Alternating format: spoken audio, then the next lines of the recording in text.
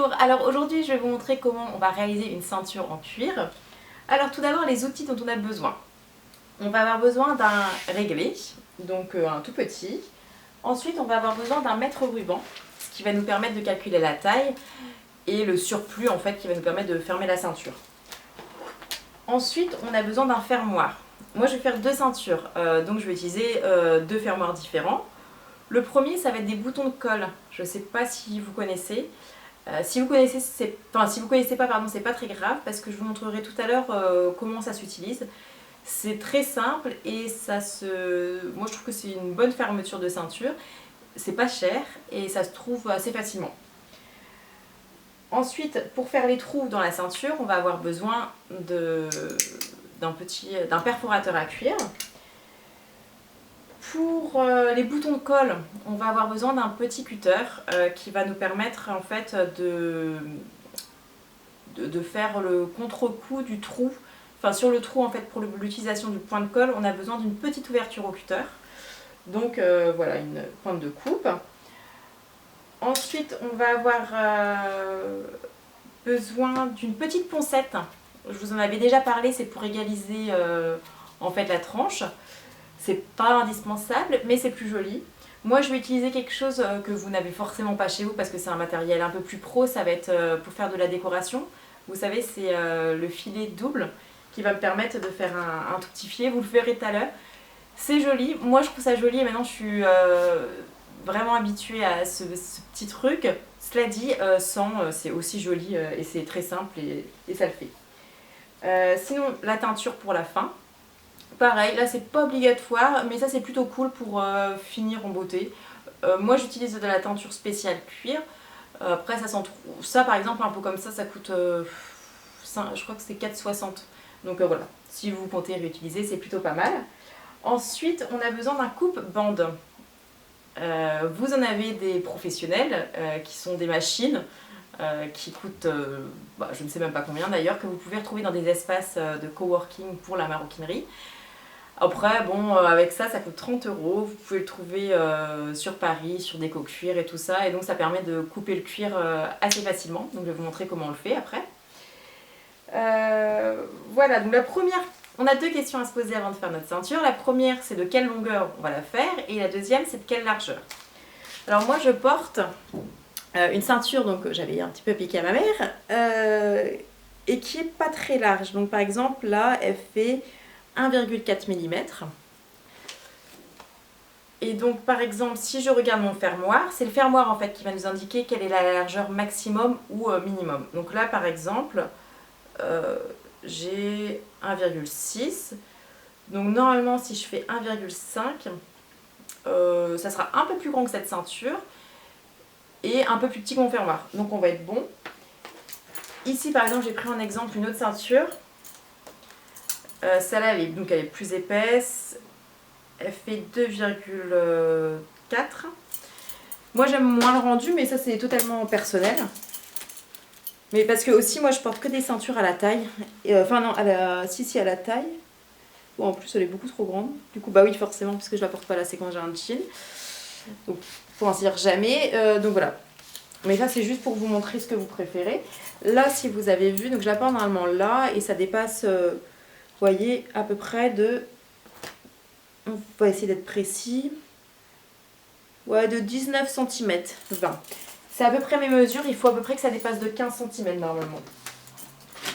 Alors, et par exemple celle-ci que je mets plus haut. Donc là, pareil, on va mesurer. Vous voyez, ici, on est à 13-14.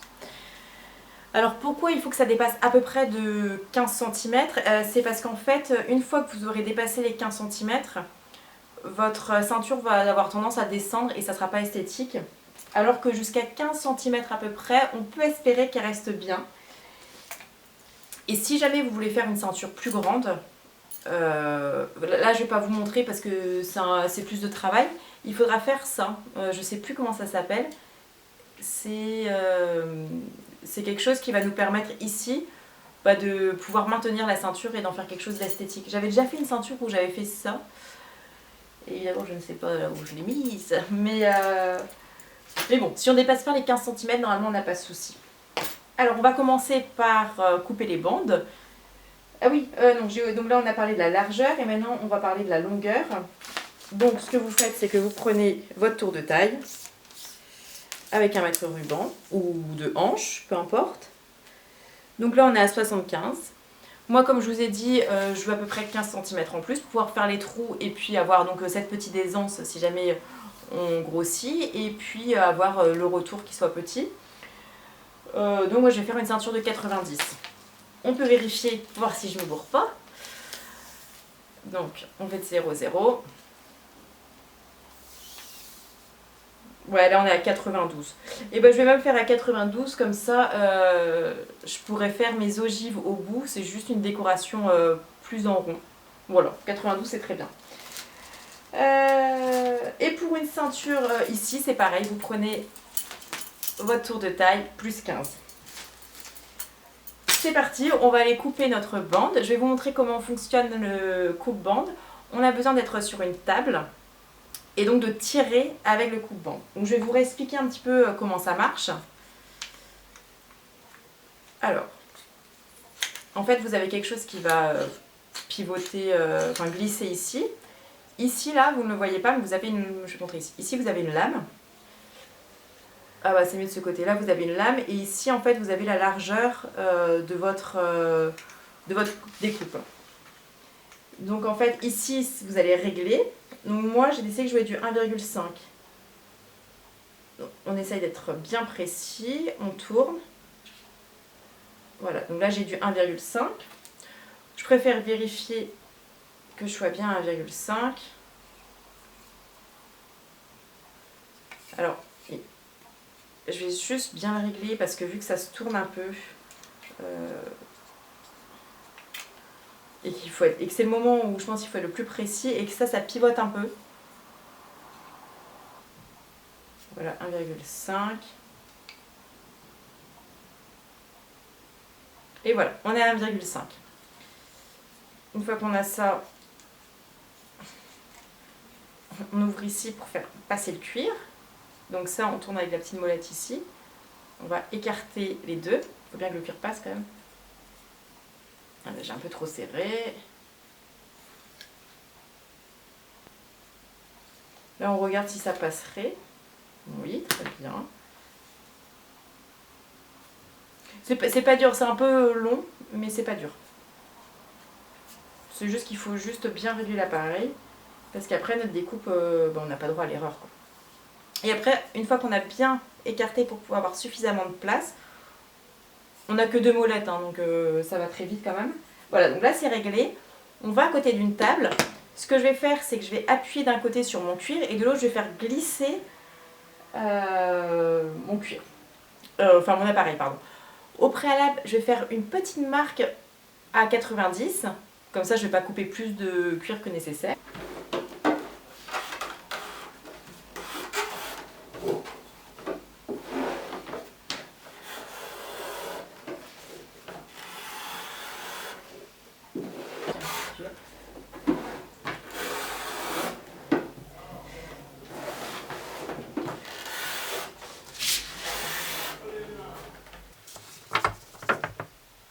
Voilà, j'utilise le filet double qui est chauffé et qui va donc permettre de faire une petite trace esthétique que vous allez voir juste ensuite. Donc voilà les traits dus au filet double, donc en haut et en bas. Là, je prends tout simplement mon ancienne ceinture et en fait je reporte juste les trous pour pouvoir les percer ensuite. Ici on va mettre les points de colle, donc là j'ai fait 2 trous avec ma perforatrice. Ici on est à 7 cm du bord pour le premier trou.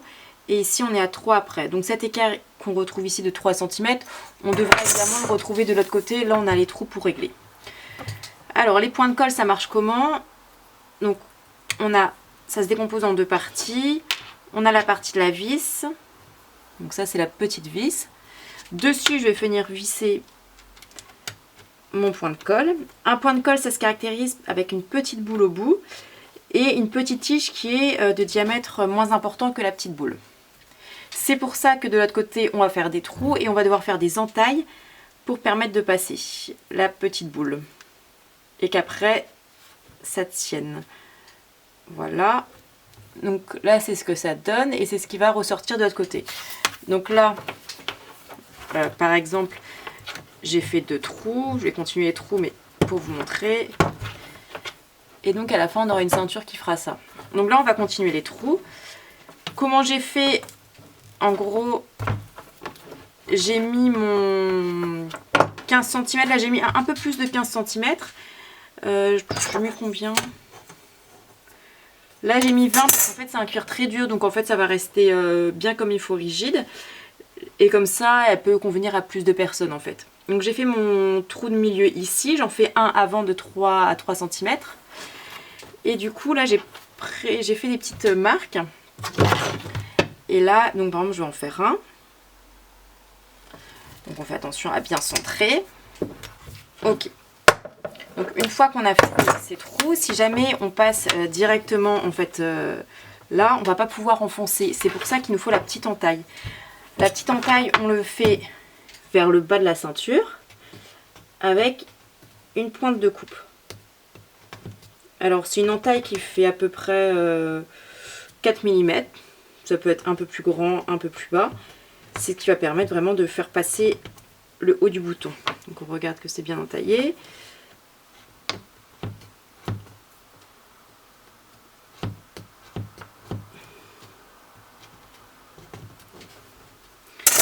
Ok, et donc maintenant, je vais pouvoir passer mes boutons.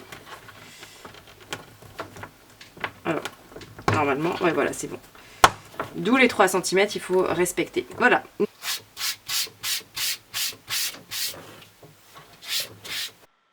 On arrive aux dernières étapes. Après avoir poncé un petit peu la tranche, comme j'avais déjà montré dans une autre vidéo, là on va commencer à peindre avec de la peinture sur cuir.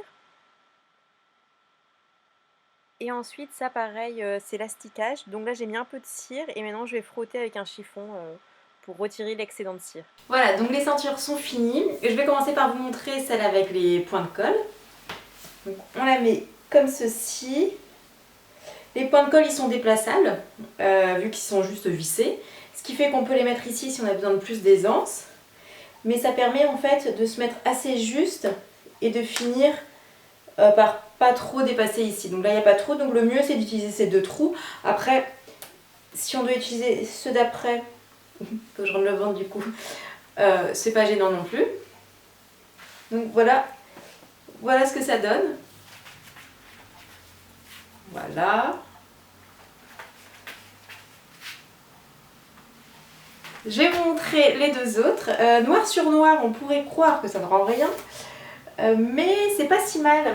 Voilà, donc là c'est la deuxième avec la petite boucle ancienne. Tadam! Voilà, alors donc là c'est juste 2 petits points discrets, j'aime bien aussi, noir sur noir. Donc il faut savoir que tout à l'heure je vous avais dit qu'ici il fallait pas que ça dépasse de trop du centre jusqu'au bout. Et en fait j'avais oublié de vous préciser que quand c'est une ceinture à la taille ou une ceinture où il y a déjà des passants, par exemple un jean, finalement ça c'est pas très gênant le calcul, mais c'est plus si vous la mettez sur une jupe ou sur une robe ou sur quelque chose où il n'y aura pas de passant, c'est intéressant que ça dépasse pas de trop, sinon ça ne sera pas forcément esthétique. Voilà, je pense que je vous ai à peu près tout dit sur la ceinture. Et puis si vous avez des questions, n'hésitez pas. Voilà, à plus tard!